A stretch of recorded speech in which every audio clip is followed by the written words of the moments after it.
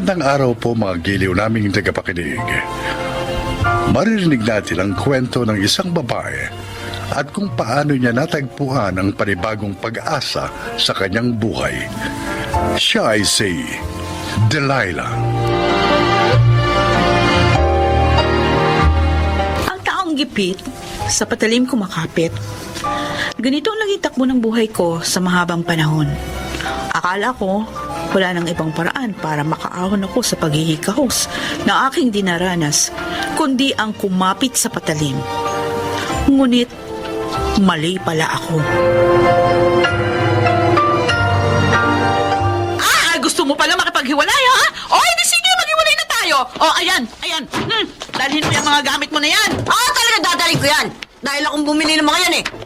Wala ka namang naipundar dito dahil puro kaluho. Puro kawaldas ng pera. Oh, wala ako naipundar dahil ikaw ang gumagastos ng pera ko. Ako? Ha? Sigurado ka? Oh! Hindi mo mabayaran ng rento sa apartment na to? Oh, hindi ikaw nang magaling. Oh, talaga? Ikaw na ang lahat. Ikaw na. Talaga?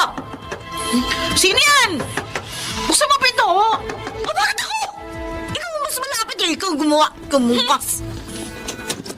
Bakit ba? Pwede bang pakihinaan ang mga boses nyo? May pinapatulog kasi akong bata. May lagnat pa naman. Ay, nag-aaway kami. Sa tingin mo, pwede bang mag-away ng hindi nagsisigawan? Maria Josep, parang kasalanan ko pa.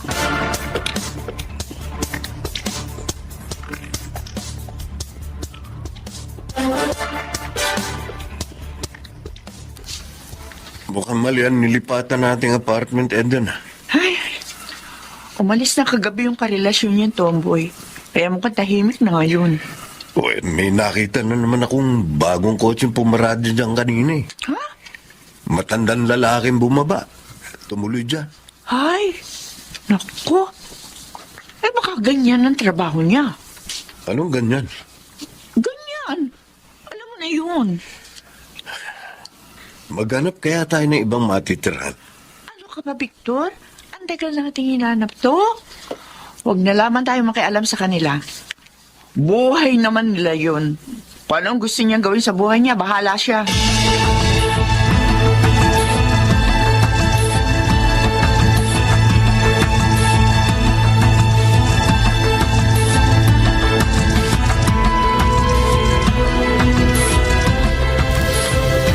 Oh, yan ha. Budget mo yan sa isang buwan habang wala ako ha. Uy, saan ka ba kasi pupunta? Uuwi ka sa asawa mo. Oo, birthday ng anak ko ngayon kaya dapat naruroon ako. Bakit isang buwan? Magbabakasyon na rin ako. Nagbabakasyon ka. Tapos ako may iwang mag-isa dito sa apartment. Ikaw naman, oo. Wala naman akong magagawa eh. Alam mo naman ang sitwasyon natin, di ba? Hindi ba ako pwedeng sumama? Ah? Kahit doon na lang ako sa hotel tumuloy. Mayaman ka naman eh. Kaya mong bayaran yung hotel. Delilah, kailangan natin mag-ingat, ha? Matagal nang nagdududa sa akin ang business ko. Mag-iisang taon na tayong magkarelasyon. Sige na nga. Uy, dagdagan mo na lang ito. Oh, okay, no problem. Ha? Halika nga muna rito. Ano ba, mama? Sige. Ipadadala ko na lang sa'yo. Ha? Yung dagdag. Ayan, okay. Oo. Thank you. Halika na. Teka muna. Sapa. Kaya nga love na love kita eh. Kasi napaka-generous mo. Oo. Hindi mo ko tinitipid sa pera at sa pagmamahal.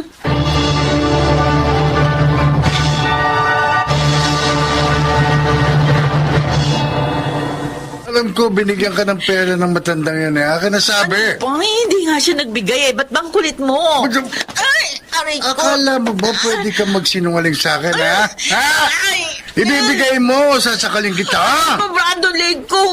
Ibigay mo sabi sa akin ng pera. Bakit ba? Para ibili mo na naman ang pambisyo mo? Papilit ka ang gamot ng tatay ko. Sabi ko naman sa'yo, hayaan mo nang mamatay ang tatay mong inutil. Wala rin namang silbi yan eh. Ginagastusan mo pa. Bakit? Tinutil tatay ko, ah! Ang lakas ng lumong malampala, ha? Ha? Bakit? May pinagmamalaki ka? Ha? May pinagmamalaki ka? Ibibigay mo sa akin ang pera o gigilitan ko yung leg mo? Ha?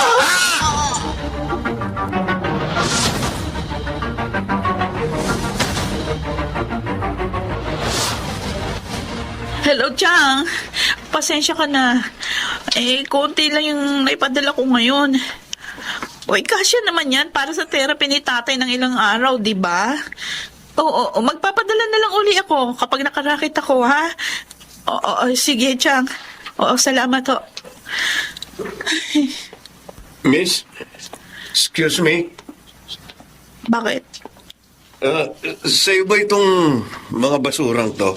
Oo, bakit? Medyo kasi nangangamoy na eh. Baka pwede... Gusto mo tapon? Oh, sure. No problem. Thank you.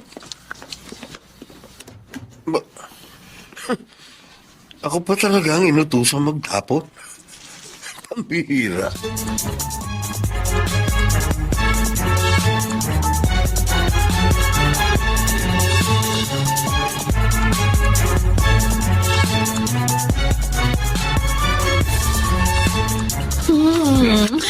Namiss kita.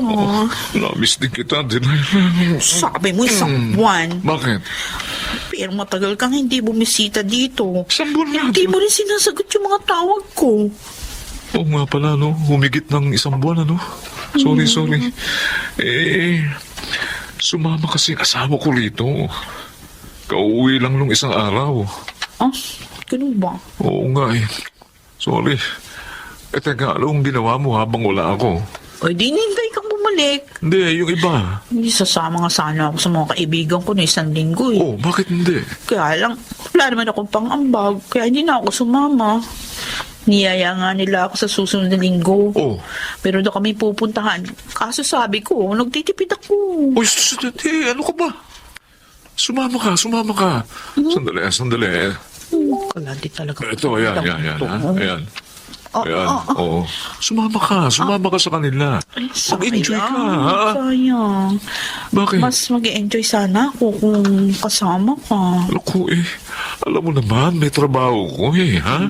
Sige, next time tayong dalawa naman ang magliwaliw somewhere. Oo, sige, oo. Promise? Promise. Ay!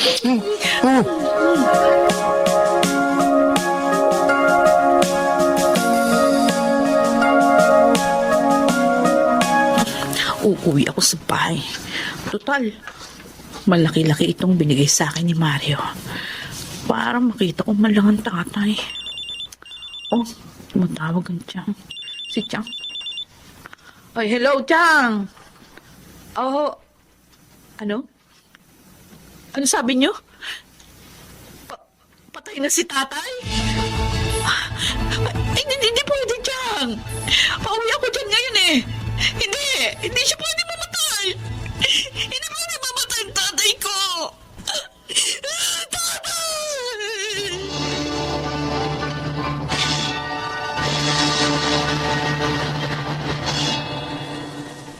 Uy, ano ginagawa mo? Ba't nakadikit yung tenga mo dyan sa pader? Mukha may nangyari. Ano? Oo. Kanina ko pa naririnig, umiiyak yung babae dito sa katabi nating unit. Pero narinig ko siya kanina dyan sa labas. May kausap sa cellphone. Oh, ano raw? Ano raw? Oh, akala ko ba sabi mo huwag tayong makialam sa kanya? Victor, para kasi nakaawa ko sa kanya eh. Kapag nadadaanan niya ako minsan dito sa labas, pinagmamasdan ko siya. Para bang ang lungkot ng buhay niya? Namatay daw yung tatay eh. Ay, kaya pala. Kaya umalis ka na dyan. Magtitimpla ka pa ng gatas ni baby, di ba? Ay, oo nga pala.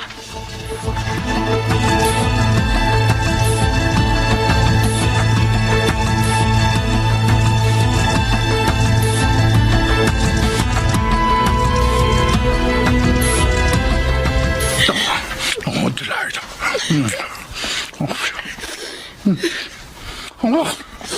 Pusit naman oh.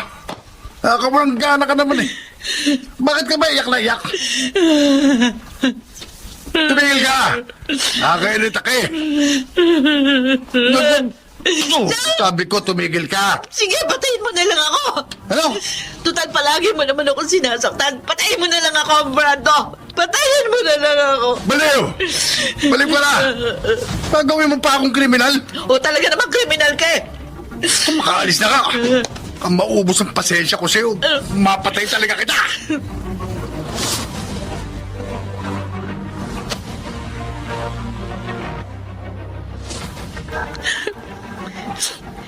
Si tatay na lang ang dahilan kung bakit ako nabubuhay. Ngayong wala na siya. Wala na rin saysay ang buhay ko.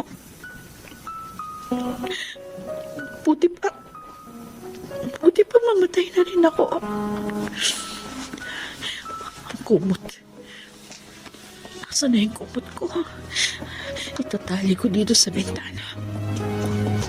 Tama. Sino ba yan? Kung makakatok, parang gigibain ang pinto. Bakit kaya? Bakit ba?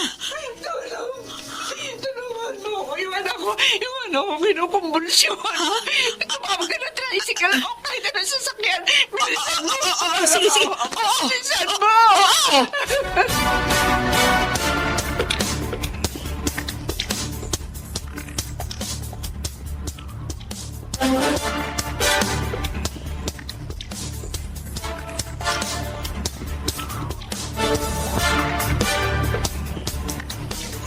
Salamat po, Dok.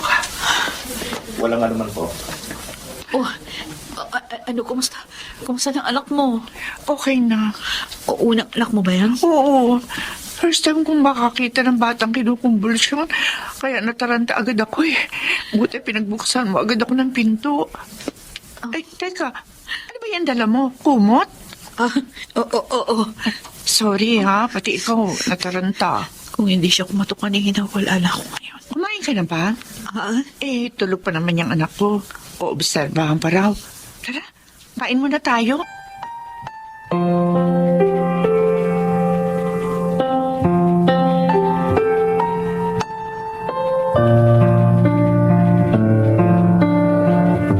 Salamat uli. Delilah. Delilah ang pangalan ko. Maraming salamat, Delilah. Ako nga dapat magpasalamat sa'yo eh. Huh? Bakit? Basta, Eh, ano nga pala ang trabaho mo? wala akong trabaho. Pero nakikita niya naman siguro yung mga pumupunta sa akin. Eh, gusto mo ng ibang trabaho? Ha? Alam mo, nagagandahan kasi ako sa iyo eh. Sa tingin ko, bagay kang magtrabaho sa hotel. Receptionist, ganyan. Ay, wala naman akong tinapos. Pakikiusapan ko yung kakilala ko manager na isang hotel. Mag-apply ka. Baka mababa ang sweldo. Ayos lang na mababa ang sweldo, Delilah. Lahat naman nagsisimula sa mababa. Ang mahalaga, maayos ang trabaho mo. Hindi naman sa inuhusgahan kita. Pero, kung pakiramdam mo, wala na pag-asa para sa'yo, nagkakamali ka.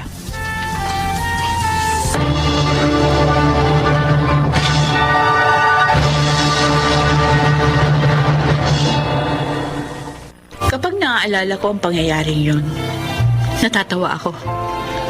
Madalas kong ikwento sa mga kakilala ko ngayon na minsan akong iniligtas ng katok sa pinto.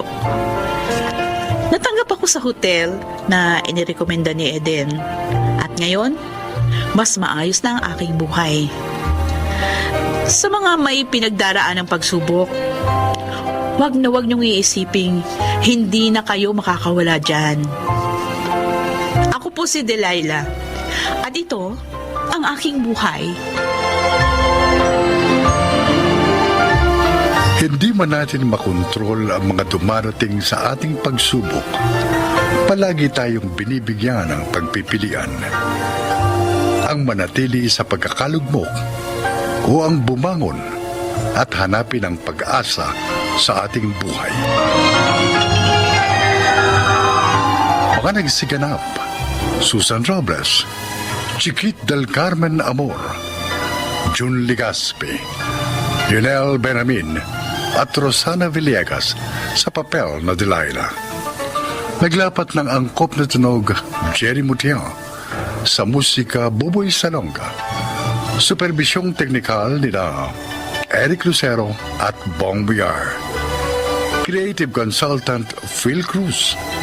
Production Assistant Anching Cruz. Ito'y mula sa panulat ni Rita Labanon. Sa direksyon nila June Martin Legaspi at Maynard Landicho Jr. Ito ang aking buhay.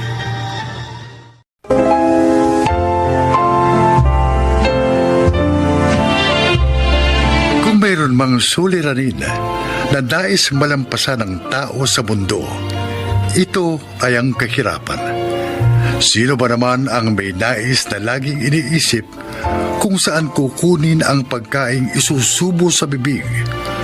Mga kaibigan, narito ang kwento ng isang ulila.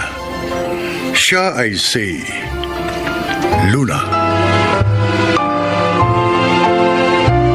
Hirap ang maging mahirap. Nang magkasunod na mamatay ang aming mga magulang, lalong nagsanga-sanga ang mga problema namin sa buhay ng kapatid kong si Ella. Mas lalo pa yata kaming nabaon sa kahirapan. Araw-araw, hindi namin alam ng kapatid ko kung paano namin malalampasan kahit pa ang mabuhay lang sa isang araw. Hanggang humantong kami sa mga pansamantalang solusyon na kinapitan namin habang pilit na nilalabanan ang buhay.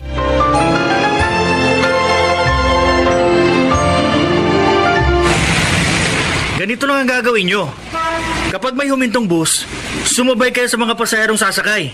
Tapos, kapag nakasakay na kayo, ipamigay nyo sa mga nakaupong pasahero itong mga sobrang ibibigay ko sa inyo. Kunin nyo rin isa sa pagkaraan ng ilang minuto. Mabilisan lang ang kilos. Kasi nga, may mga supladong konduktor na pabababain kayo. Sige, alam na namin ang gagawin, Ryan. Ganito gagawin natin, ate. Ikaw ang tagabigay ng sobre at ako naman ang tagakuha sa mga pasahero. Yun! Tama yung naisip ni Ella. O paano? Text-text na lang kung saan tayo magkikita-kita mamayang alas 5 ng hapon, ha? Pagkatapos nating rumakit. Okay, sige, text-text na lang.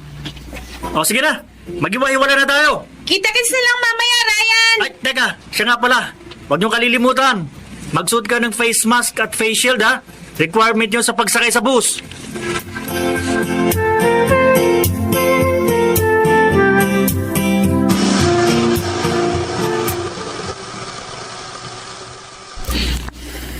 Ate, ba't bigla ka napahinto sa pananay? May dinaramdam ka ba? Dadaling kita sa doktor. Hindi, wala naman. Wala, Cesar. Ewan ko ba. Bigla na lang kumabog ang dibdib ko na maalala ko yung magkapatid na Luna at Ella. Oo nga. Halos 5 taon na rin kasi mula nung magpunta tayo sa kanila. Nang magkasunod na mamatay ang tatay at nanay nila. Baka ikaw may kung anong dinaranas ang magkapatid at nangangailangan ng tulong. Mabuti pa, dalawin natin sila, ate. Total, matagal pa naman ang deadline ng mga purchased order mong ready to wear. Para na rin natin pahinga ang araw na pupunta tayo sa magkapatid. Yun nga naiisip ko, Cesar. Tsaka sabik na sabik din ako makita sila. O sige, bukas na bukas din. Mamimili tayo ng mga ipapasalubong sa kanila.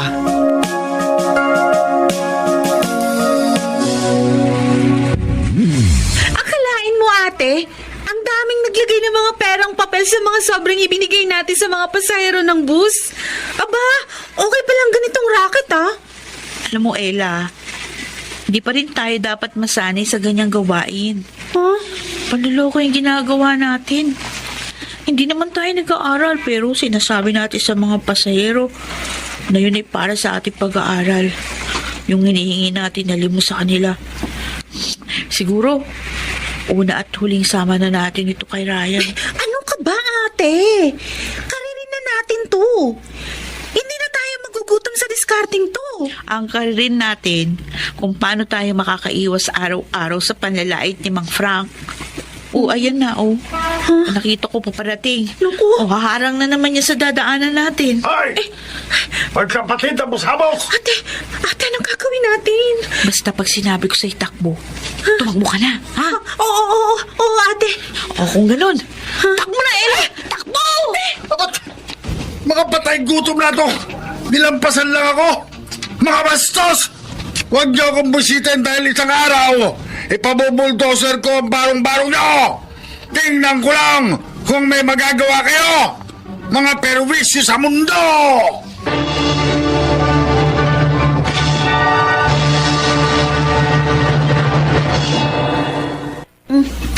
Ate, bakit po galit na galit sa atin si Mang Frank? Wala naman tayong ginagawang masama sa kanya eh. Bukod nga kasi sa talagang salbahe siyang tao, hindi nangyari yung gusto niyang bilhin kina Inay at Itay, yung lupa nating ito. Kesyo, masakit daw sa mata yung barong-barong. Panira daw sa harap ng kanyang malaking bahay.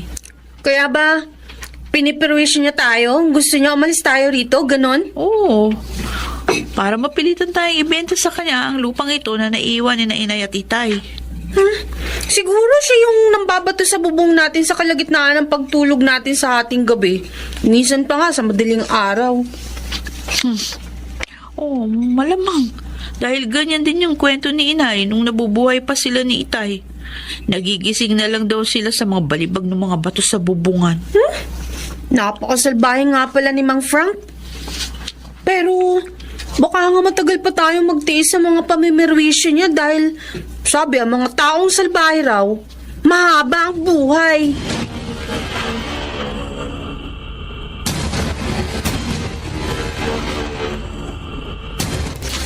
Marami-rami na rin itong mga dilat at instant noodle na madadala natin kina Luna at Ella, Ate Ori.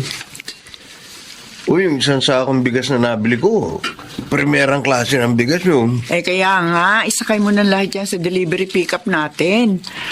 Mainam na yung maaga tayo makabiyahe. Abe, malayo-layo rin tong Taytay sa Tundo. O yung sobrang ibibigay natin sa kanila. Ready na ba, ate? Oo! 10,000 yung inilagay ko sa loob. Alam mo kung tutuusin, maliit na halaga lang ito. Kumpara sa pagkupkup na ginawa sa atin ng kanilang ama't ina, noong naulila rin tayo at nasa panahon ng paghihikahos.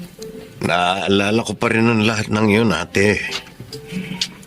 Hindi ko rin makakalimutan ang kabaitan sa atin ng mga magulang na magkapatid nung ang mga ito'y nabubuhay pa.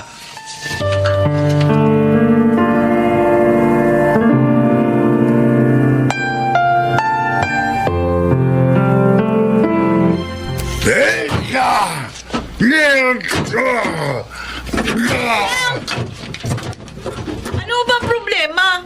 Bakit niyo ginigiba ang bakod namin? Dahil sa ganitong paraan ko lang maibubuhos ang galit ko sa barong-barong nyo na matagal ko nang gustong mawala sa harapan ng bahay ko. Siyempre, pati ko yung patay gutom at inutan nila magkapatid. Aba, masyado na po yata kayong lumalampas sa mga karapatan namin, Mang Frank. Una, wala kayong karapatang sirain ang pag-aari namin. Lalo na laitin ang aming pagkatao. Dahil kahit na nagugutom kami, hindi namin kayo piniperwisyo. Anong hindi piniperwisyo?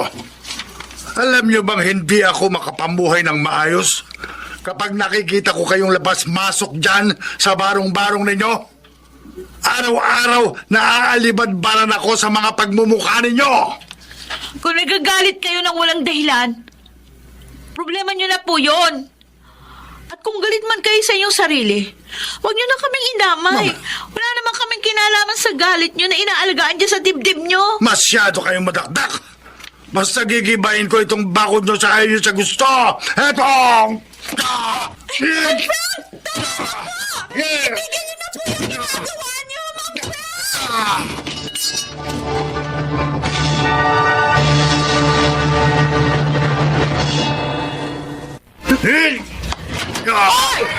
Sandali! Ano ba kaguluhan to? Bakit ginigiba ang bakod ng mga pamangkin namin? Chowring! Diyos Cesar! Mabuti po't dumating kayo! Hindi na po namin alam ang gagawin sa panggugulo sa amin ni Mang Frank! Mabuti pa, pumasok na kayo sa loob ng bahay. Kami na ni Ate Auring ang bahala sa matandang yan. Uy! May mga dumating na saklolo. At kung hindi ako nagkakamali, ikaw si Auring. At ikaw naman si Cesar. Yung magkapatid na hampas lupang nakitira sa barong-barong na yan noon. Oo! At ikaw, makakalimutan ba namin yan sa mga ugali mo, Frank? Noong mga panahon, nakikitira pa kami rito sa mga magulang ni Luna at Ella, na kapag natapat kami riyan sa harap ng bahay mo, binubuhusan mo kami ng kaning baboy! Dahil mababaho kayo! Kaya suklam na suklam ako kapag dumadaan kayo sa harapan ng bahay ko. Hanggang ngayon, mukha pa rin kayong mababaho! Hindi pa rin pala talaga kayo nagbabago, Ma'am Frank. Hanggang ngayon, pangit pa rin kayo magsalita sa inyong kapwa. Kaya pala iniwan kayo ng pamilya nyo. Siguro sila man. Hindi rin masikmura ang mga salita nyo. Maya! Huwag mong mabanggit-banggit ang tungkol sa pamilya ko. Tama. Dahil katulad nyo, wala rin silang kwentang tao. Ikaw ang walang kwentang tao, Frank! Nagkapera ka lamang sa Saudi? Nakapagpatayo ng bahay na bato? Pero tinrato mong busabos ang pamilya mo? Hindi mo lang maamin, ano? Na hindi ka masaya sa pag-iisa. Kung kaya pati buhay ng ibang tao, ginugulo mo!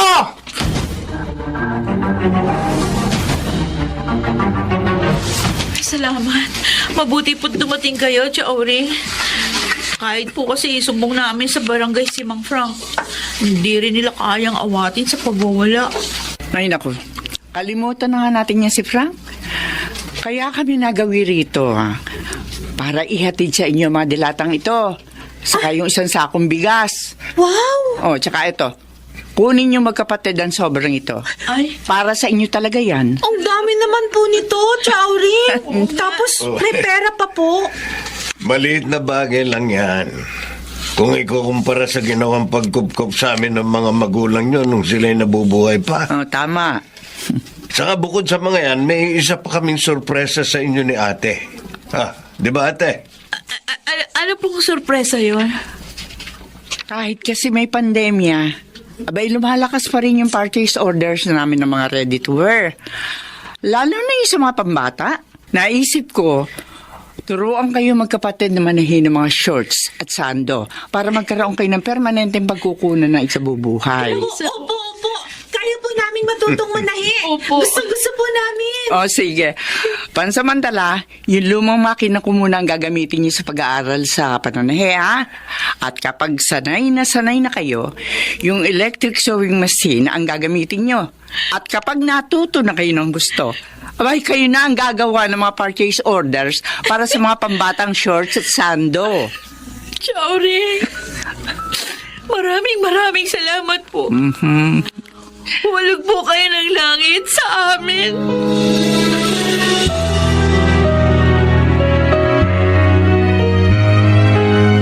Luna, ano nga yung good news na sasabihin mo sa akin? Ha? Kasi nga, nangangailangan si Chaoring ng pahinante para sa delivery ng kanilang mga ready to wear. Inirekomenda ka namin ni Ella. Sa linggo, babalik dito si Chaoring. Kaya kailangan maaga pa lang nandito ka na, ha? Uy, na-excite naman ako sa sinabi mo, Luna. Ibig sabihin, hindi na ako mamamalimos sa mga pasahero sa bus. Hindi na tayo mamamalimos ni na Ella, Ryan. Itong magandang oportunidad na to na dumating sa atin, pare-pareho nating ibuhos ang ating lahat ng pagsisikap.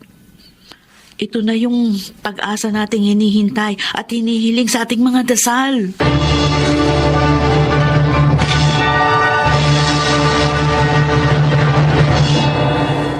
Hanggang ngayon, hindi pa rin ako makapaniwala sa magagandang bagay na dumating sa buhay namin ni Ella. Totoo nga palang kung ano ang itinanim, siya rin aanihin. At kami ang umani sa kabutihang itinanim ng aming mga magulang kina Chaoring at Tio Cesar. Sa kasalukuyan, sa amin ay pinagkakatiwala ni Chaoring ang kanyang mga purchased order ng mga damit pambata. Kung kaya, naipaayos na rin namin ang aming tinitirhan. At si Mang Frank, unti-unti na ring binago ng paglipas ng mga araw ang kanyang mga negatibong pag-uugali. Sa abot ng makakaya namin ni Ella, tinutulungan namin siyang malampasan ang kanyang mga pinagdadaanan. Ako si Luna. Ito ang aking buhay. Manatiling may pag-asa. Pag-asang kasabay ng paglingap ng Diyos. Dahil ang mga pagsubok, mayroon mang simula, ay mayroon ding katapusan. Mga nagsiganap: Jenaline de la Cruz, Susan Robles, Yunel Benamin, Maynard Landicho, at Bobby Cruz. Naglapat ng angkop na tunog, Jerry Mutia. Sa musika ni Buboy Salonga. Supervisyong teknikal, Eric Lucero at Bong Muyar. Creative consultant of Phil Cruz. Production assistant, Anching Cruz. Ito'y mula sa panulat ni Sel Barlam.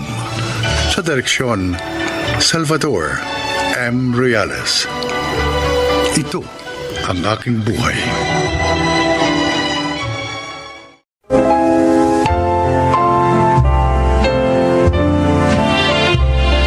Mga kaibigan, narito po ang isang binibini na maglalahad sa atin ng kanyang kasaysayan upang kapulutan ang aral sa buhay. Siya po ay si Dolly.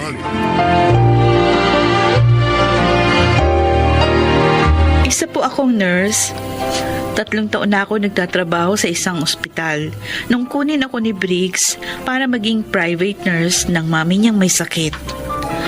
Nobyo ko si Briggs at aaminin ko dahil sa labis kong pagmamahal sa kanya, ako ang gumawa ng paraan upang mapansin niya ako at ligawan.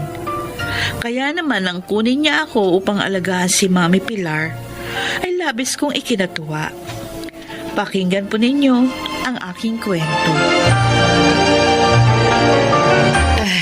Salamat sa pagbisita mo sa akin, Dali. Mami, hindi po kayo basta binisita lang nitong mahal ko. Anong ibig mong sabihin, Briggs? May iba bang dahilan ang pagparito ni Dali? Opo, Mami Pilar. Ano yun? Pakakasal na ba kayo? Ay, mabuti. Upang makita ko pa ang aking magiging apo. Ang mami talaga, oh. Hindi pa po kami pakakasal. Mula ngayon, si Dali na po ang magiging nurse nyo. Siyang mag-aalaga sa inyo. Talaga, Dali? Opo. Ay, Pinag-resign po ako ni Briggs sa pinapasukan kong ospital para po maalagaan kayo. salamat naman at pumayag ka. Siyempre naman, papayag siya dahil mahal niya ako. At mahalaga sa akin ang mga mahalaga sa iyo, Briggs. Masaya ako at makakasama na kita ngayon, Dali. Hindi na ibang tao ang mag-aalaga sa akin at magmamalasakit.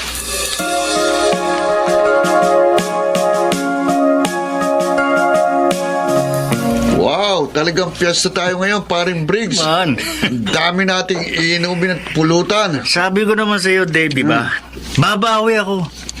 Siya lang linggong hindi ko paginom ng alak. Dahil sa pag-aalaga ko kay Mami Pilar. Bilib ako sa'yo. Ang lakas mo kay Dali. Ako pa? Akalain mo, iniwan niyang ospital para sundin ka. Teka, inom na ako. Alam mo pare, mas malaki kasing pinapasweldo ko sa kanya sa pag-aalaga niya kay Mami Pilar. At palagi pa niya ako makikita at makakasama. Eh, alam mo naman, patay na patay sa akin ang babaeng yun. Anong plano mo ngayong nasa inyo na si Dali? Ay, ano pa? Eh, di yung sinabi ko sa'yo. Talagang itutuloy mo yun? Natural! Alam mo, ako lang dapat magmana ng kayamanin ni Mami Pilar. Ako lang. Bagay, kahit ako lumagay sa katayuan mo, hindi rin ako papayag na magkaroon ng kahati sa mamanahin ko. Teka, alam na ba yun ni Dali? Sasabihin ko pa lang. Pero sigurado naman ako papayag yun. Dahil hawak ko ang puso niya.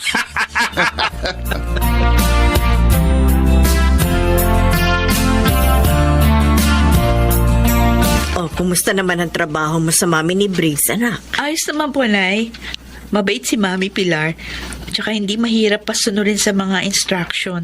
O kayo ni Briggs. Nay, kung yung inaalala nyo, baka nakalimutan ko na yung pangako ko sa inyo. Hindi po. Kahit na mahal ko pa si Briggs, gusto ko pa rin tuparin yung pangako ko sa inyo. Na yun ay walang iba, kundi ang ikasal ng malinis. Ay, salamat naman, anak. Para din naman sa'yo. Kaya gusto kong ingatan mo ang sarili mo. Upang kung sakali mang hindi kayo magkatuluyan niyang si Briggs, malinis ka pa rin. Nay naman, huwag nyo naman sabihin na hindi kami magkakatuluyan. Mahal ko po si Briggs. Ang sabi ko, kung sakali, walang masama, anak, na maging handa ka sa mga bagay na maaaring dumating.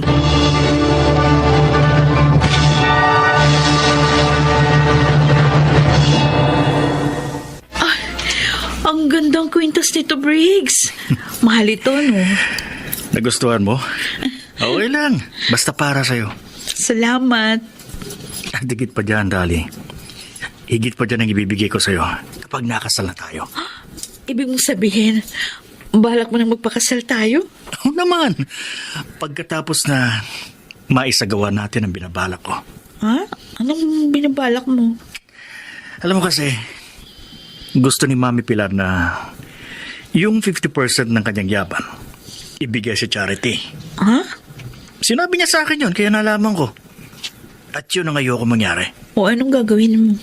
Kailangan mo wala na siya. Habang hindi pa niya naipapagawa sa abogado ang gusto niya. Ano? Gusto mong mawala ang sarili mong ina? Makinig ka, ha? Alam mo, hindi ko sa tunay na ina. Ampun niya lang ako. Matandang dalaga si Mami Pilar. At 10 taon ako nun nang ampunin niya ako. Ano?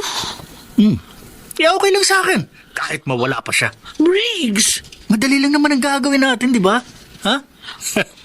Teka. Eto. Itong boteng nakikita mo. O, anong laman yan? Ito yung iahalo mo sa pagkain ni Mami. Para unti-unti siyang manghila. Akong gagawa? Siyempre! Sino ba naman? Di ba ikaw ang nurse niya eh? Pero, nabawasan ko nito ang konti dahil napainom ko na sa kanya yung iba.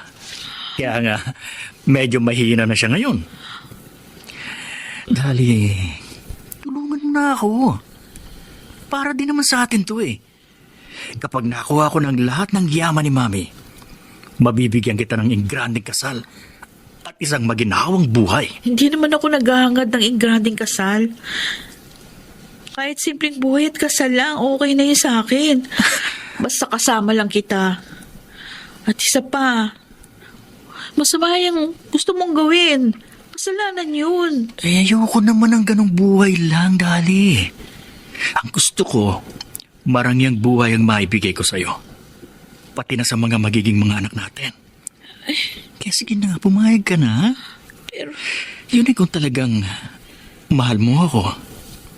Gagawin mo ang sinabi ko.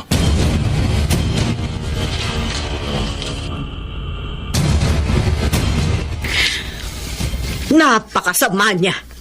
Matapos siyang kupkupin at bigyan ng magandang kinabukasan ni Pilar, ito ba ang igaganti niya? halos hindi nga ako makapaniwala, Nay. Na ganito kasama yung lalaking minahal ko. Baligtad ang ugali niya sa maganda niyang muka. Wala siyang kwentang tao. Layuan mo na siya, anak. Pero inay, mahal ko po siya. Mahal na mahal ko. Kaya handa kang gawin ang gusto niya, ganun ba? Anak naman, matakot ka sa Diyos. Isa kang nurse, katulong ng doktor upang magdugtong ng buhay, hindi upang pumatay. Iwan mo ng lalaking yon. Ipapahama ka lamang niya. Baka nga ginagamit ka lamang niya upang matupad ang masama niyang balak. Hindi ko po siya maaaring iwan. Dali! Kawawa si Mami Pilar. Kapag ginawa ko yun, tiyak nahahanap si Briggs ng ibang nalason sa kanya. Kung ganun, anong gagawin mo?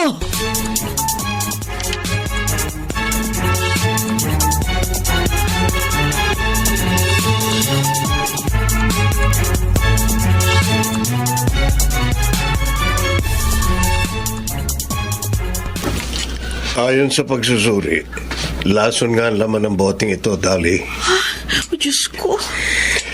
Kung gusto mong tulungan ng mami ng nobyo mo, kailangan ipaalam mo sa kanyang katotohanan para maingatan din niya ang kanyang sarili, lalo na pag wala ka sa bahay nila. Oh, Doc Jimwell.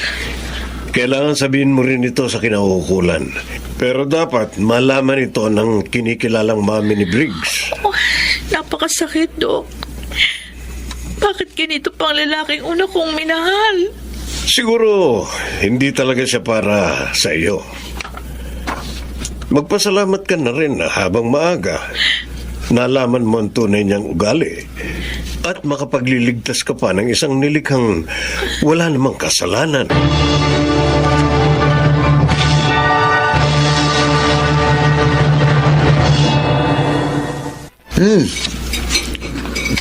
Ang sarap pala magluto ni Dali, Briggs. Dami ko nakain. Talaga? Parang gusto ko pa eh. Huwag kang mag-alala. Sasabihin ko sa kanya, pabaunan ka mamaya pag uwi mo. Nasaan nga pala siya? Nasaan pa? Di pinapakain si Mami. Ibig mo sabihin, nakumbinsi mo siya? Nangihina na si Mami, kaya sigurado ako, ginagawa na ni Dali. Yung gusto kong magyari, ha? Galing mo talaga, pare. Lahat ng gustuin mo, nakukuha mo. Eh di, kapag wala na si Ma'am Pilar, pakasalan mo na si Dali. Hindi ah. Ha? Nuko, di ko siya mahal. Ginagamit ko lang siya para sa bala ko kay Mami Pilar. Kaya pag nagawa niya na yon, goodbye na siya para sa akin.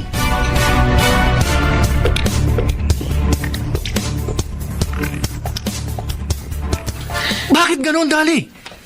Akala ko ba nangihina na si Mami? Bakit ang makita ko sa kanina, parang lalo siyang lumakas? I'm sorry, Briggs. Pero hindi ko kayang gawin yung gusto mo. Ano sinabi mo? Ulitin mo nga! Hindi ko kayang gawin. Ang iniutos mo lasunin ko ang babaeng umampon at nagpala sa'yo. Walang hiya ka! Pinaniwala mo akong susundin mo ako. Yung pala, niloko mo lang ako, ha? Tama na yan! Itigil mo na ang pananakit kay Dali. Mami Pilar, nakakatayo na kayo? Oo, dahil pinagaling ako ni Dali. At matagal ko na ring alam ang maitim mong balak. Mami, Isa kang ahas, Briggs.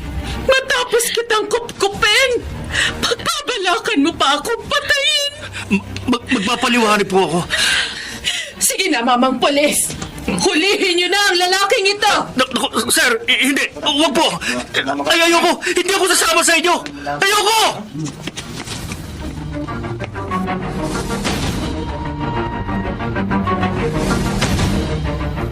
Ang hayop na yun. Sinaktan ka pa. Hayaan niyo na siya, Inay. Total nakakulong na siya. Pasensya ka na sa mga nangyari, Dali. Okay lang po yan, Mami Pilar. Basta importante, ligtas kayo. Pero nasasaktan at nalulungkot ako. Dahil ngayon, mag-isa na lang ako. Huwag kang mag-alala. Madalas ka naming dadalawin ni Dali. Hindi kaya maaaring dumito na lang kayo? Po, Ituloy mo na lang ang trabaho mo sa akin, Dali.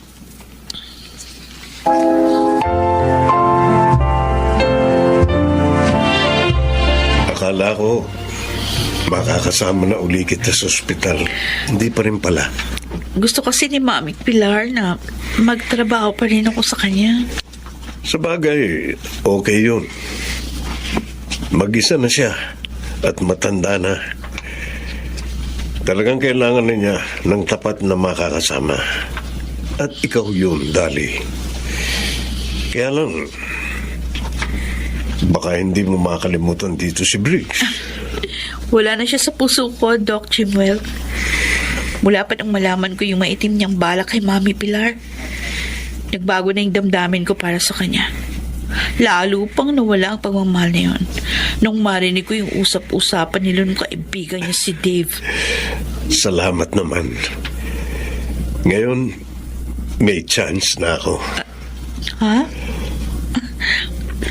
Anong ibig mo sabihin, Doc Jimwell? Noon pa, May damdamin na ako sa iyo, Dali. Pero dahil may boyfriend ka na, inilihim ko na lang ito. Pero ngayong wala na kayo, wala na rin makapipigil sa akin para bigyan laya ang damdamin ko sa iyo.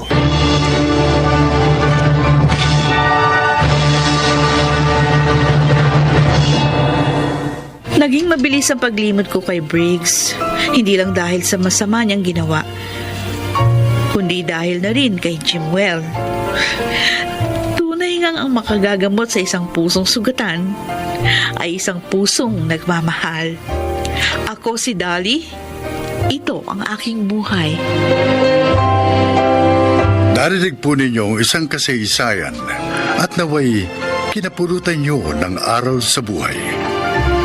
Mga nagsiganap, Chiquit del Carmen Amor, Maynard Landicho, Jenaline de la Cruz, Janelle Benjamin, at Rosana Villegas sa papel na Dolly.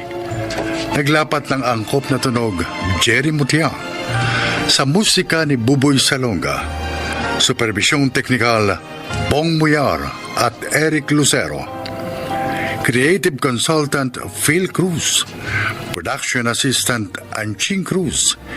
Ito'y mula sa panulat ni Telma Corporal Alcantara. Sa direksyon, Salvador M. Royales. Ito ang aking buhay.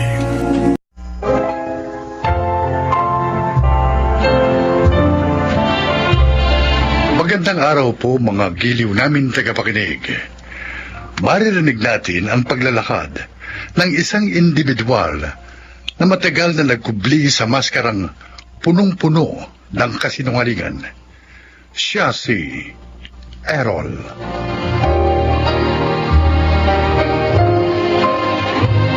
Mahirap ang pamilya namin at hindi ako masaya sa ganitong klase ng buhay.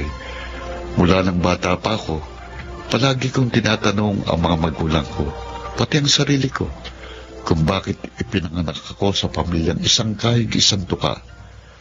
Subalit, kahit gaano ko kamuhian pagiging mahirap, higit mahirap baybayin ang landas patungo sa mas marangyang buhay. Ano, sige lang, order lang kayo, sagot ko. Ayos ka talaga, pare. Bilib na talaga ako sa'yo. Mula noon hanggang ngayon, hindi ka nagbabago. Napakagalante mo. Kung ano-anong sinasabi mo eh. Mabuti pa, tawagin mo yung waiter para maka-order tayo ng additional bucket. Oo nga naman, Al. Una. Ako na naman ang nautusan nyo eh. Step, are you all right? Yeah, nag-enjoy ako. Thanks for inviting me, Errol. Sana nga hindi itong una't huling beses na sasama ka sa mga lakad naming magbabarkada. Oo naman. Masaya akong kasama kayo. Ay nako, Steph. Huwag ka kagad magbababola rito sa kaibigan mo to. Nako, matinig to. Al, sinisiraan mo na naman ako. Mag-ingat ka lang sa kanya, Steph. Alam mo naman ng mga lalaki may itsura na, mayaman pa. Walang hindi kayang gawin yan para sa pag-ibig. Magkaibigan lang naman kami ni Errol eh. Kaya huwag kayong mag-alala. Anong sabi mo, Steph? Magkaibigan lang kayo? Kala ko, nililigawan ka ni Aaron. Kasasweldo mo lang? Wala ka na kagad pera, Errol? Ako may pinagluloko mo, ha? Sakit ng ulo ko. Inuuna mo na naman yung mga barkada mo, ano? Inubos mo na naman yung pera mo sa panlilibre ng mga barkada mo. Tama ako, di ba? Ma, pwede ba ang aga-aga naman ho? Alas 10 na ng umaga, hindi na maaga. Oo, ito. Kunin mo na at lumabas ka muna ng tong kwarto ko. Ito. Magkano ito? 500? Hindi nga ito makakabayad ng 50% ng bayarin natin sa kuryente. Pagdamutan nyo na yan, ma. Wala na akong iba niyan. Ubus na. Ay, nako. Wala ka talagang pag-asa. Wala kang pag-asa.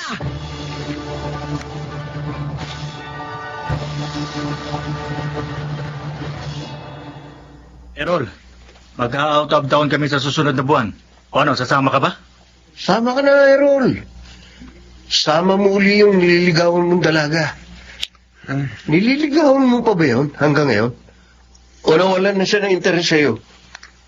Muntik na sana ako masira sa kanya dahil sa inyo eh. Halos naniwala siyang babayero ko. O bakit? Hindi ba? Pwede ba tumigil na kayo sa pang-aasar sa akin? Oo na. Oh, pero next month na to, ha?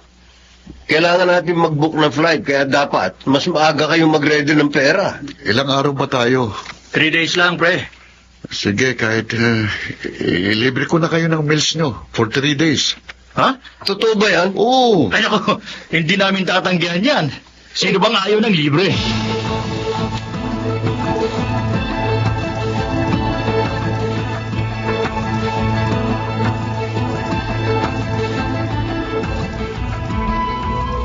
Ano? Magkano ka mangutangin mo, Errol? Ate, alam kong narinig mo ko. Paano mo babayaran yung ganito kalaking halaga, ano? Approve na yung loan ko sa company, kaya mababayaran na kita. Naku, may utang ka pa nga sa akin last year. Hindi na nga lang kita siningil kasi alam ko, ikaw din yung gumagastos ng mga pangailangan sa bahay. Pero malaking halaga yun, ha? Alam mo, hindi naman sa maramot ako, no? Kaya lang nagiging realistic lang ako. Kaya mo bang bayaran yung inuutang mo? Siyempre naman. Sus. Uutang ba ako kung di ko kayang bayaran? Uy, madalas mo namang ginagawa yan eh. Ang alin? Ang mangutang ng mangutang, tapos hindi naman binabayaran. Ate, Sabihin mo muna sa akin kung saan ka pupunta. At kung anong gagawin mo, bakit ka mag-out of town para mapautang kita.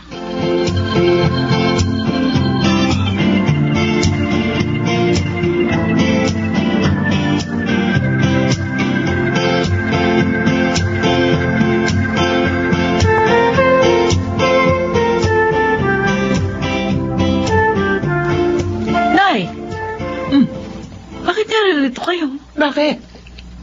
Saan ba ako pupunta? Hindi ba, ngayon yung flight nyo ni Errol? Anong flight? Nalintikan na. Sabi ko nang... Ano yung sinasabi mo? Sabi ko na, nagsinungaling na naman ng Errol na yun eh. Sabi niya, mag-out of town sila ni nanay para mag-unwind. Kaya ako pinautang. Oy, bakit ka ba naparito, Remy? Nay, binisita lang kita. Remy, O, bakit? sa Errol, may bisyo siguro ang damuhong yun. Ha? Palagi wala pera eh. Hindi makapagbigay ng 5,000 buwan-buwan sa akin para sa mga gastusin dito sa bahay.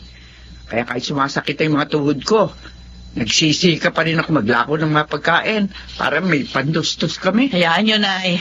Pagsasabihan ko yun. Mukhang marami rin kasi siyang mga gastusin ngayon eh. Ako na lang uuli ang magbibigay sa inyo. Nagkasalungat talaga kayo ni Errol, oo. Magkapatid kayo. Pero napakalaki ng pinagkaiba niyo.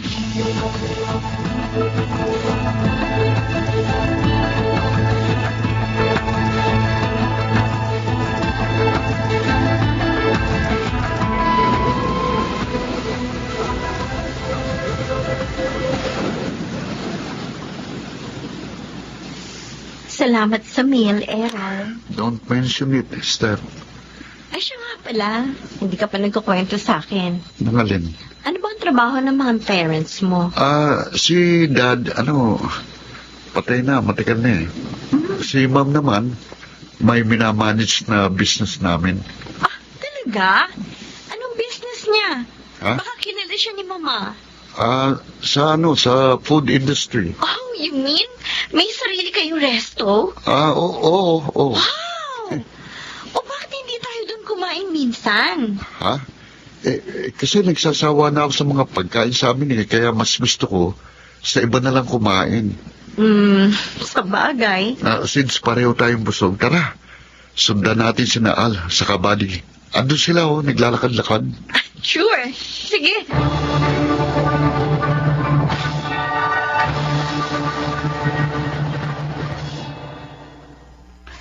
Malyantansya ko ng budget Kukulangin yata ako.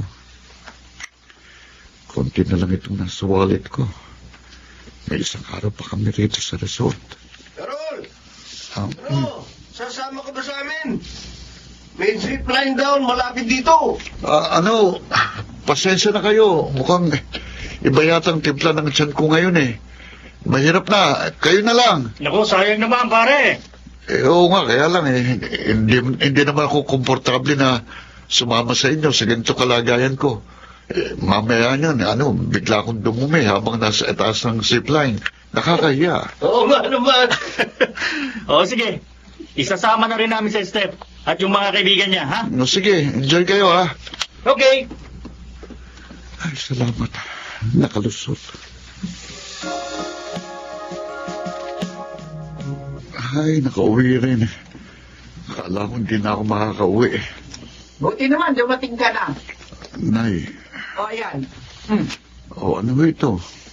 Mga bills mo yan. Diyos ko, anong klaseng gadget ba yung hinuhulugan mo? At ang mahal? Tapos, 3 buwan mo na raw na hindi nahuhulugan. May pa-out of town ka pa. Tapos, ang dami mo mga kailangan bayaran. Pero, ano ba pinagagawa mo sa buhay mo? Ha? May bisyo ka ba? Oh, Nagdodroga ka ba? Nay. Hindi ka nakakapagbigay dito sa bahay. Kakasweldo mo lang, pero nangungutang ka na kagad sa Ate Remy mo.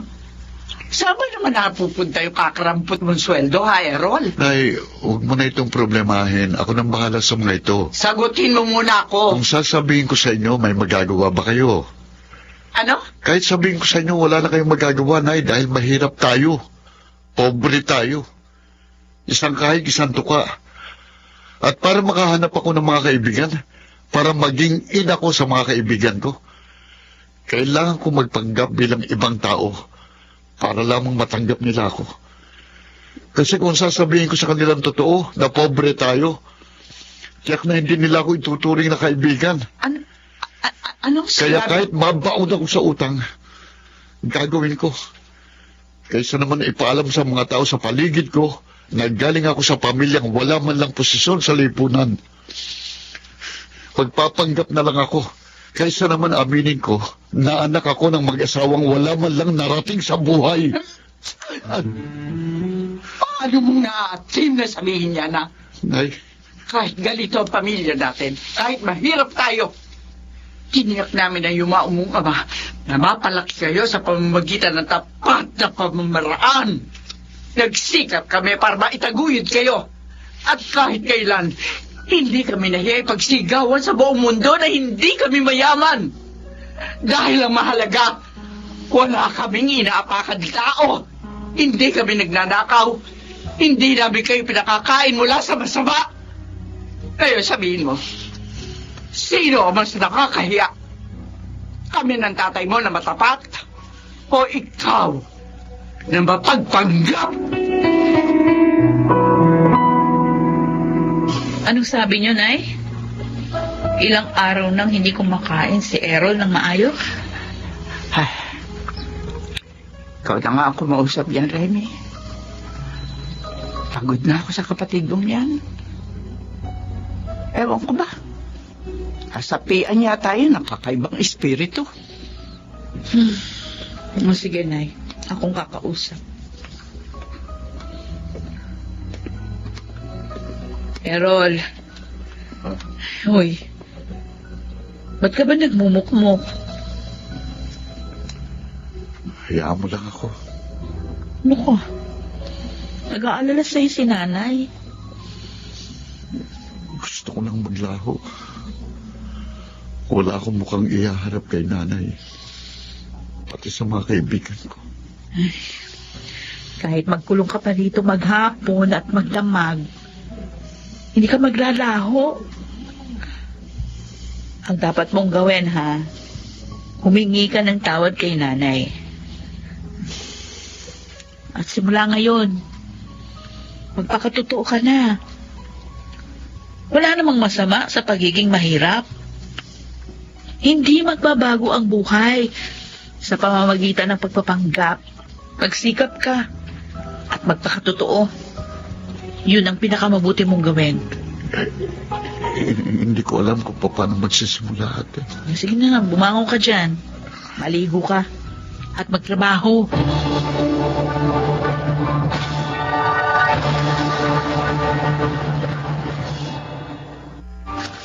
Madalas, ang bundok na pinakamahirap akyatin ay ang ating sarili. ang ating sariling panguhusga sa ating katayuan sa buhay at ang ating sariling pagtingin sa ating pagkatao. Nagpapasalamat ako, kahit mahirap, nagawa kong lagpasan ang hamong yon dahil natutuhan kong tanggapin kung sino at kung ano ko. Ako po si Errol at ito ang aking buhay.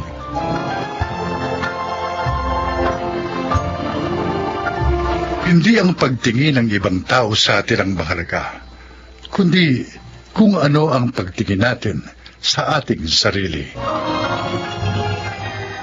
Mga nagsiganap, Susan Robles, Maynard Landicho, Lionel Baramin, Chiquit del Carmen Amor, Rosana Villegas, at Phil Cruz sa papel na Errol.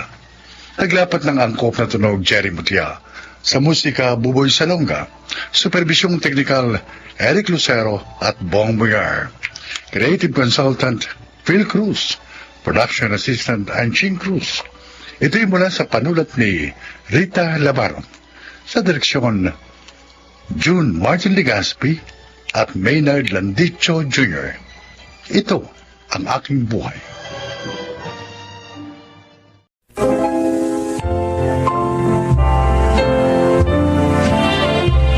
Magandang araw po mga giliw naming tagapakinig. Ngayong araw na ito, maririnig natin ang paglalakad ng isang anak na minsang minaliit ang sakripisyo ng kanyang ina para sa kanilang pamilya. Siya ay si Andrea. Lumaki ako sa broken family. Aaminin ko, mas close ako sa aking papa. Pero dahil may pamilya siyang iba, kaya napilitan akong tumira kasama sina mama at ang bunso kong kapatid. Kung hindi nag-aaway, madalas hindi kami nagkikibuan ni mama. Siya kasi ang sinisisi ko kung bakit iniwan kami ni papa. Anong oras na, Andrea? Uwi pa ba ito ng isang matinong estudyante? Ang pag-uwi ko, binabantayan mo. Pero kahapon, tinitext kita dahil kailangan mo umattend sa meeting sa school. Wala ka naman, nasa trabaho ka. Hindi mo maiwan ang trabaho mo. Ang trabaho ko naman ngayon ang babalikan mo. Kinausap ko na kahapon ng tita mo para umattend sa meeting. Pero ayaw mo. Dahil nga nananadya ka. Magulang nga kasi ang kailangan umattend doon, ma. Eh kung nagsabi ka ng maaga na hindi ka pupunta, eh di sana si papa na lang ang sinabihan ko. Ang papa mo? Ha? Bakit? Kailan ka ba binigyan ng oras ang papa mo, ha? Eh hindi nga siya nagbibigay ng pantuition mo? Si papa na naman ang mali. Siya na naman ang palalabasin mo may pagkukulang. At least, si papa, kahit hindi ako binibigyan ng pera, kapag kailangan ko ng kausap, kahit 10 oras na ng gabi, pinupuntahan ako. Eh ikaw, puro ka trabaho. Tama na. Tama na. Bakit? Sasaktan kayo? Totoo naman ah. Puro trabaho, puro pera, lagi na lang pinagyayabang na mapera. Para lang ipakita kay papa na hindi siya kawalan sa pamilyang ito. Eh pues, isaksak mo sa baga mo ang pera mo. Hoy! Andrea! Aray ko. Nagdilim bigla ang paningin ko. Atakihin ako sa puso sa batang ito. Nag-away na naman kayo ng mama mo? Sarap nitong burger pa. Saan mo ito binili? Sensya ka na. Yan lang kaya kong bilhin para sa'yo. Ayos lang to pa. Buti na to, kesa wala. Siya nga pala, birthday ko sa susunod na linggo. Oh, may pa-party ka? Konting salo-salo lang. Baka gusto mong magpunta. Eh, welcome ba naman ako sa inyo? Di ba ayaw ni Tita Sandra na nakikipagkita ka pa sa amin ni Ryan? Akong bahala. Sige, pupunta ako pa. Isasama ko si Ryan.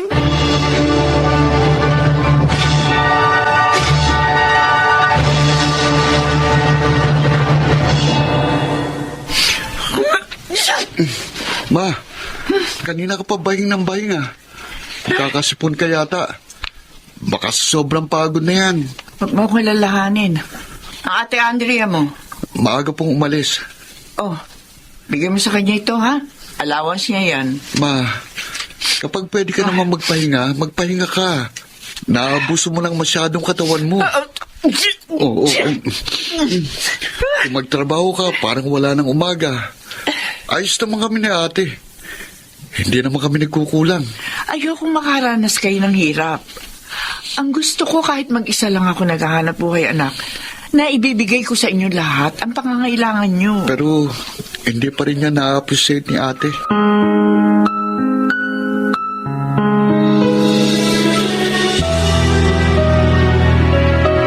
Ate, sigurado ko bang pwede tayo rito?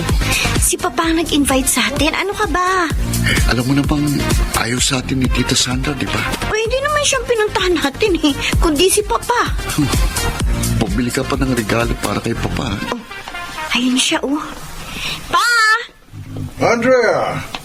Oh, Pa, Pa. happy birthday. salamat. Happy birthday pa. Oh, mabuti nakarating kayo, ha? Dario, may mga bisita ka. Sandra, Tita, 30 years old lang ako. Sabi ko naman sa'yo, ate lang ang itawag mo sa akin. Oh, naibigay nyo na naman yata yung regalo sa inyong papa. So, pwede na kayo umalis. Sandra, baka pwede pakainin mo muna sila. Hindi ka naman nagsabi na pupunta sila. Sakto lang ang pinaluto ko. At saka, Andrea, gusto mo bang kumain ng luto ko? Hindi ka natatakot na lagyan ko ng lason?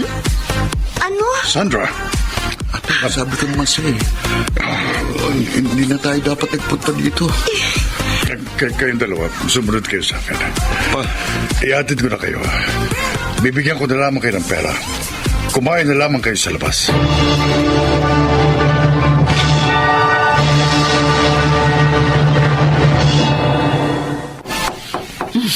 Sandali lang. Lloyda? Anong ginagawa Walang niyo. Aray ka! Ang bukang bitiwan mo! Kapal na mukha mo. Inagaw mo na nga yung asawa ko sa mga anak ko. Ngayon may gana ka pang insultuhin sila at ipahiya. Ha? Sino ka sa akala mo? Ha? Sino ka sa akala mo? Sa akin mo ngayon ipakita yung tapang mo na ayos lang kung ako kakantiin mo. Pero huwag ang mga anak ko dahil kakalbuhin kita. Tulungan niyo ako!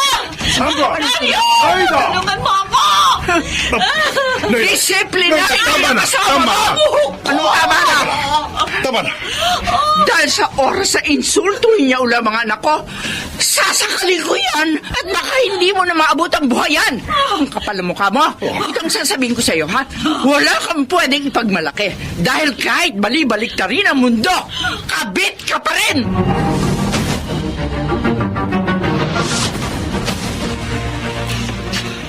Ikaw naman.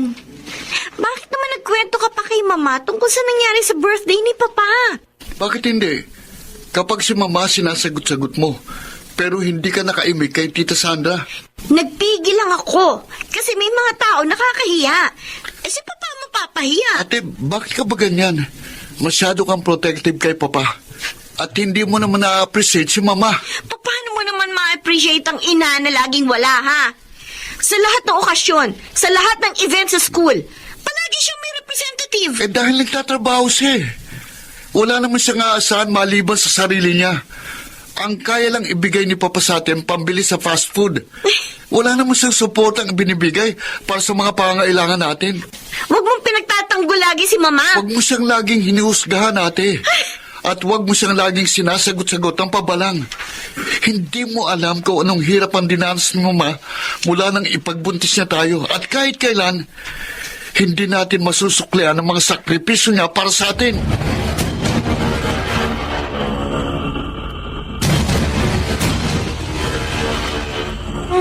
Tagal naman ng sasakyan. Buti na. Dinala ako sa kabila ng tabang.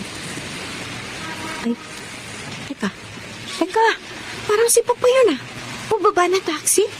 Natawagin ko. Papa! Pa! Ha? May kasama siya. Teka, hindi naman yata yun si Tita Sandra, ha? Bulin ko, ha? Papa! Dito tayo. Pa! Oh? Pa! Sino yung kasama mo? Bakit akbay-akbay mo siya? Andrea, kasi Huwag mo sabihin... Honey, anak, mali ka nang iniisip. Paano mo nagagawa ito? Kasal ka pa kay Mama. May kinakasama kang iba. Pagkatapos ngayon, may kasama ka na namang ibang babae? Andrea, Napakasama mo!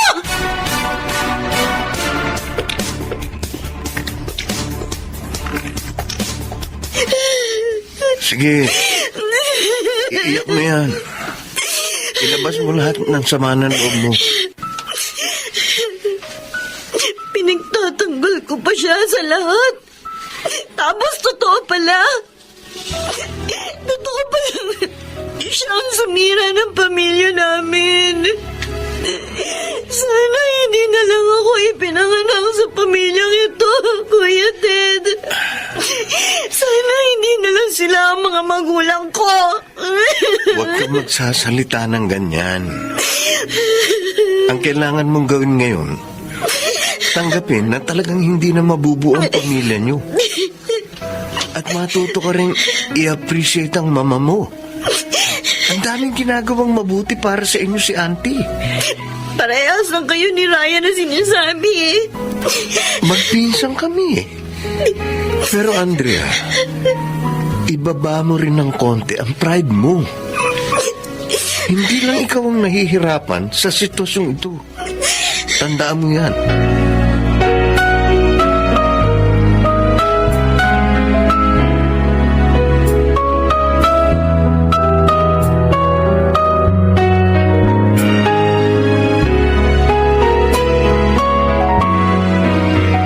Andrea, kumain ka na.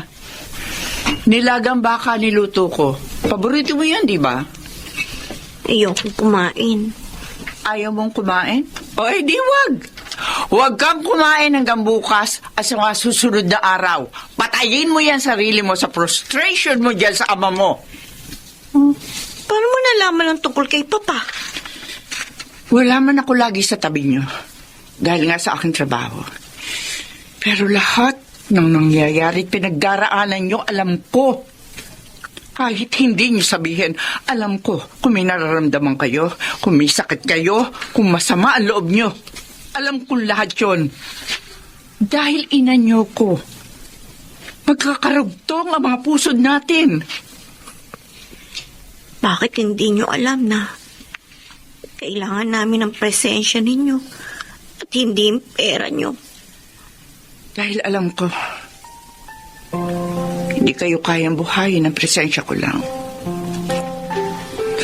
Ang hinihilog ko lang maintindihan niyo ni Ryan ang lahat. May panahon para sa lahat ng bagay. Nahihirapan din ako na hindi ko kayo personal na nasusubaybayan. Pero alam ko magagawa ko rin yan. Kapag tapos na kayo mag-aral, maaari na ako magretiro sa trabaho ko. Sa ngayon, kailangan natin lahat ang magsakripisyo para mabuhay tayo na maayos. Kapag naging magulang ka na rin, Andrea, maiintindihan mong sa lahat ng oras, kailangan magsakripisyo ang isang magulang.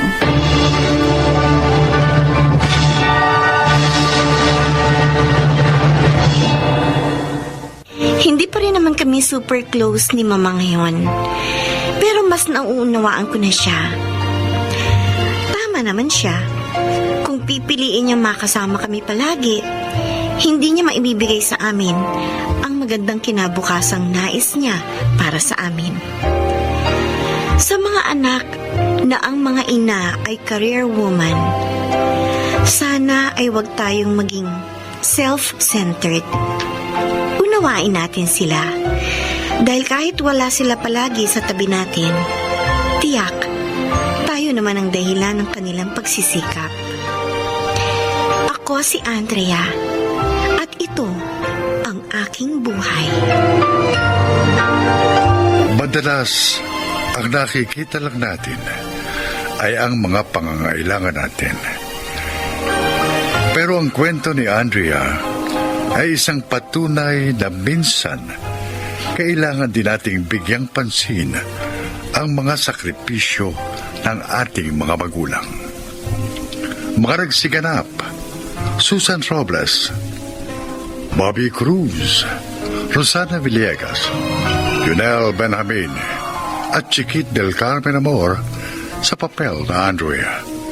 Naglapat ng angkop na tunog Jerry Mutia, sa musika ni Buboy Salonga, supervisyong teknikal Eric Lucero at Bong Muyar, creative consultant Phil Cruz, production assistant Anching Cruz. Ito'y mula sa panulat ni Rita Labaron, sa direksyon Salvador M. Ruiales. Ito ang aking buhay.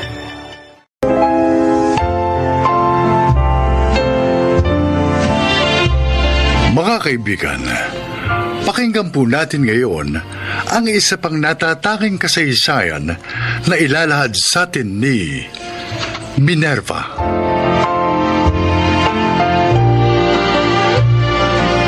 Ang pag-abandona sa amin ng taong kasama kong sumumpa sa harap ng altar sa hirap at kinhawa ang nagbigay sa akin ng dahilan upang higit pang magsikap at patunayang may mabuting kinabukasan na naghihintay anuman ang mga sakripisyong haharapin ko, alang-alang sa kapakanan ng aking mga anak. Dahil para sa akin, hindi hadlang ang kabiguan para ipagpatuloy ang buhay. Ang kapal din talaga na mukha niya asawa mo, no, Minerva. Umuwi lang sa inyo para lang sabihin wala na siyang trabaho.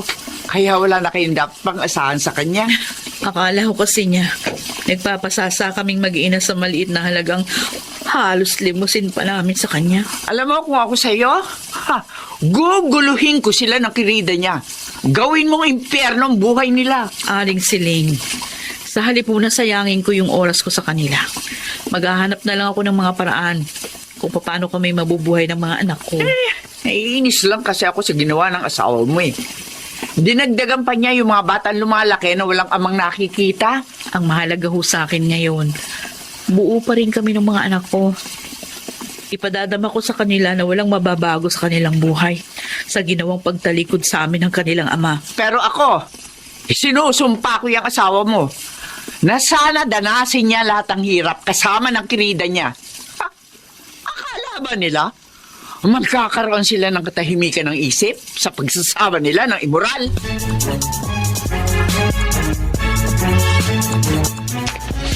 Oh, Erika, gabi na. Bakit nandito ka pa rin sa balkonahe? Tsaka, bakit ka umiiyak? Kasi mahihinto na tayo sa pag-aaral, kuya. Teka, bakit naman pumasok sa isip mo yan? Nagpunta kasi dito si Itay kahapon. Sabi niya kay Inay, wala na raw siyang may bibigay sa atin kahit 5. Ang mabuti pa, ha? Kaysa mag-isip ka ng kung ano-ano, pumasok ka na sa loob. Tara na, matulog ka na.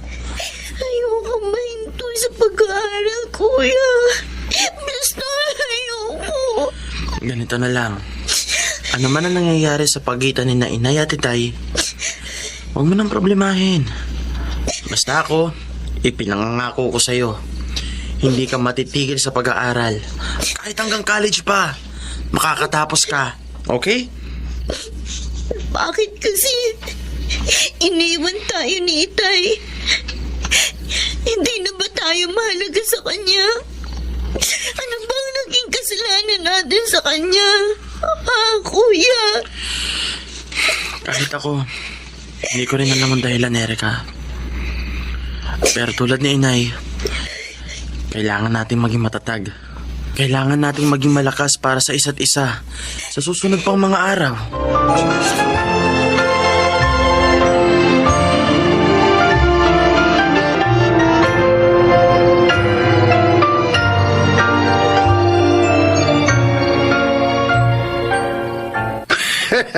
Alam nyo, Mang Leon, tuwing nagiinuman tayo, napupuna ko. Ang lalagkit ng titig nyo kay Aling Minerva kapag dumadaan dito sa harapan natin.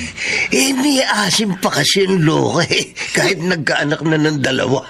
O ito mo, swabe pa rin ang hubog ng katawan. Pati imbay ng balakang nakapanggigigil Yung ganyang iniwan ng asawang masarap ligawan, di ba, Mang Leon? Ako? Manliligaw? Wala sa bokabularyo kong manligaw, Diego. Mabuti pa yung man-rape. Yun lang. Mukhang mahihirapan kayong kunin si Aling Minerva. Mukhang hindi basta-basta isusuko ang kanyang banderang pula. Uubra ba siya sa kademonyoan ko? Ako ba? Kung ano ang gusto ko, nakukuha ko. Kung kailangan idaan ko siya sa santong paspasan, gagawin ko.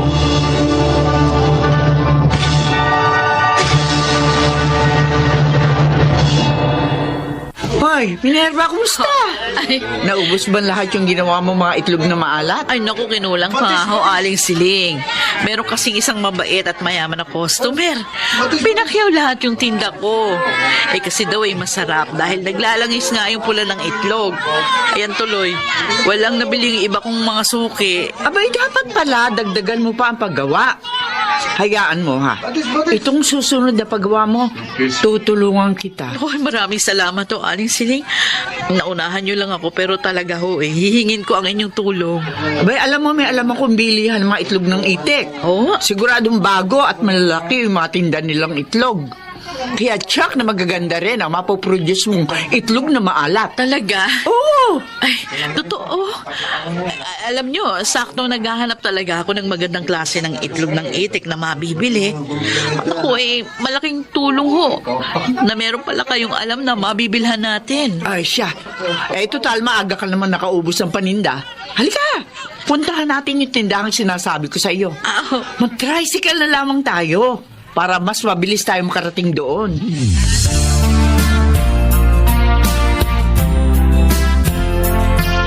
Ba? Seryoso si Bunso sa online class niya. Nakalapit na ako't lahat-lahat, hindi pa rin ako napapansin. Ay, kuya, nandiyan ka na pala. Nakaistorbo ba ako? Hindi tapos na yung klase namin. Sinasagutan ko lang itong homework na binigay sa amin ng teacher namin. Mukhang ganadong-ganado ka sa pagsagot sa questionnaires Siyempre, bago yata ang laptop ko. At saka ang bilis kaya ng fiber internet natin. Kaya palagi ako ang nauunang mag-submit ng seatwork sa teacher namin. Oh, wala bang thank you speech dyan? Lalo na para kay Inay. Thank you! Thank you! Lalo na para kay Inay na tinupad ang pangako niyang bagong laptop para sa online class ko. At syempre sa'yo rin. Swerte talaga ako na ikaw ang naging kuya ko dahil supportive ka sa akin. Ang totoo, may magandang sorpresa nga ako sa inyo ni Inay. Oh? Natanggap ako sa malaking kumpanya ng business process outsourcing na pinag-applyan ko bilang on-the-job training. At take note, may sweldo. Wow! Talaga, kuya? Oo. Kaya lahat ng pangarap mong pagkain, matitikman mo na tuwing sahod ko. Kahit mukbang? Oo, lahat.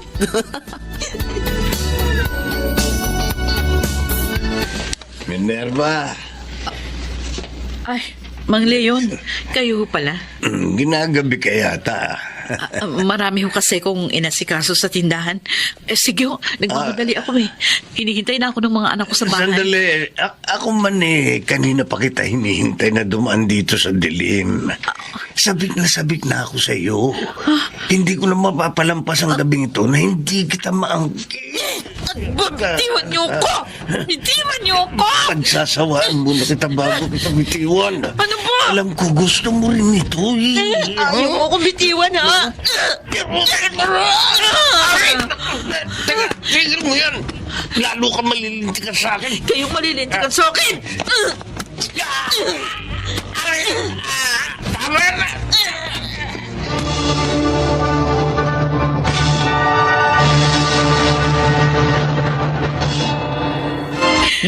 Napakawalang niya talaga ng Leon na yun, oo. Tumanda na walang pinagkatandaan. Masalamat siya. Ballpen lang yun na itara ko sa dibdib niya.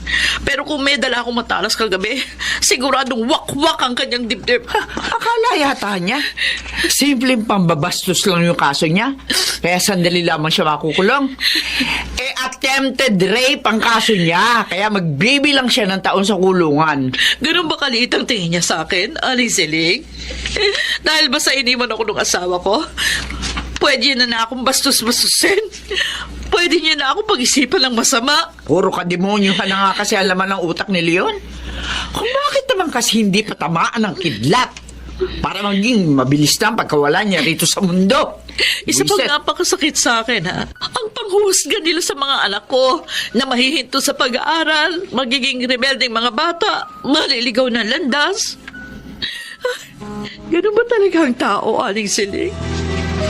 Mas madali sa kanila ang umasam ng ikasasama kaysa sa ikabubuti ng kanilang kapwa.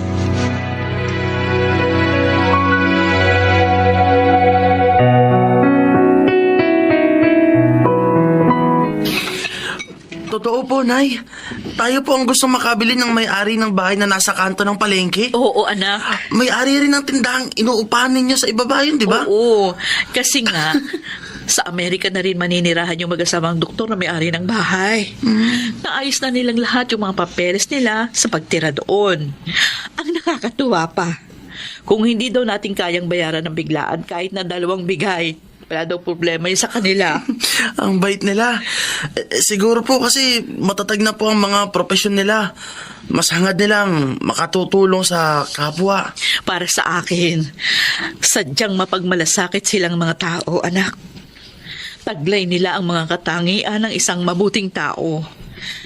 Mapalad tayo. May natagpuan tayong makakatulad nila.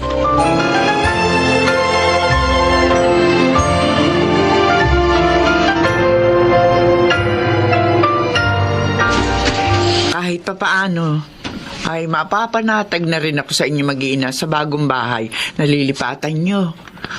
Abay, mas magkakaroon kayo ng katiwasayan doon kaysa rito sa looban. At saka sariling bahay nyo na matatawag yun kapag nabayaran nyo na yun ng buo. Aling Siling, ang gusto ko ho sana, sumama na rin kayo lumipat sa amin ng mga bata. Iwan nyo na rin ho itong looban. Ay, naku, wag na. At magiging sagaba lang ako sa inyo mag-ina. Ay, naku, hindi ho ako papayag na hindi kayo sumama sa amin. Ano? Lalo pa, ipinaglaan ko kayo ng pwesto sa isang bahagi ng tindahan. O magtinda kayo doon ng kung anong gusto nyong itinda. Kayong bahala. Minerva, talaga ba? Lagi ho kayong naroroon nung mga panahong kailangan ko ng isang taong masasandalan. Lagi kayong nandyan para tumulong sa amin mag-iina. Ngayon lang ako makakabayad ng utang na loob sa inyo. Minerva, wala akong pagsidla ng tuwa sa mga sinabi mo. Aling Siling, Salamat, ha?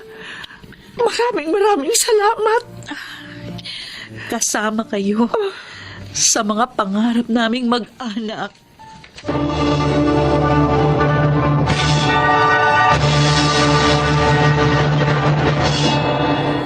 Hindi ko na malaya ng mabilis na paglipas ng panahon, kasabay ng mabibigat na suliraning akala ko wala nang katapusan. Nagising na lang ako isang araw na nalampasan na pala naming mag-iina ang lahat ng hirap. Natapos ni Jeric ang kanyang kursong computer science. At ngayon, isa ng regular tester sa malaking kumpanya ng BPO, kung saan din siya nag-OJT. Si Erica, kasalukuyang kumukuha ng kursong pre-med dahil pangarap niyang maging doktor. Ako si Minerva. Ito ang aking buhay. Doble ang bigat ng responsibilidad na nakaatang sa balikat ng isang solong magulang. Bagamat sa mga pagsubok na kanyang kinakaharap, ay ang magandang balita ng kalakasan at karunungang magmumula sa ating nag-iisang may likha. Mga nagsiganap, Susan Robles, Chiquit del Carmen Amor, Angelo Alcantara, Leonel Benjamin, Bobby Cruz, at Rosana Villegas sa papel na Minerva. Naglapat ng angkop na tunog Jerry Mutia sa musika ni Buboy Salonga. Supervisyong teknikal Eric Lucero at Bong Muyar. Creative consultant Phil Cruz. Production assistant Anching Cruz. Ito'y mula sa panulat ni Sel Barlam. Sa direksyon Salvador M. Royales. Ito ang aking buhay.